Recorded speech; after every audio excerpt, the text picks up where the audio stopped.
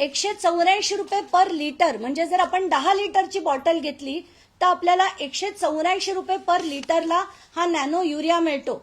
म्हणजे 500 मिलीलिटरच्या बॉटलला 92 रुपये पडतात. पण आपले माननीय कृषी मंत्री धनंजय मुंडे यांच्या अध्यक्षतेखाली जे टेंडर काढलं गेलं त्याच्यात तब्बल 220 रुपयाला ही बॉटल घेतली गेली, तब्बल 220. आणि इथे मी जे तुम्हाला दाखवतेय 92 रुपयाला ही बॉटल तुम्हाला एक सिंगल बॉटल घेतली तरी मिळतेय. पण आपले माननीय कृषी मंत्री यांनी 19,68,408 बॉटल्स ह्या 220 रुपयांनी घेतल्या.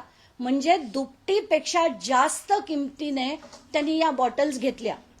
हे नॅनो डीएपीची बॉटल आहे.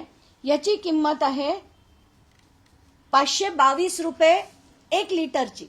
म्हणजे एका लिटरला जर 522 असेल तर 500 मिलीलिटरला ही केवळ 269 रुपयाला पडते.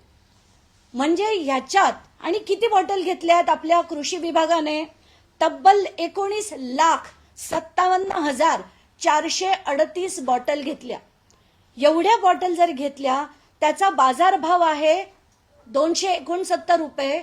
पण आमच्या माननीय कृषी मंत्र्यांनी 590 रुपयाला त्याची खरेदी केली आहे.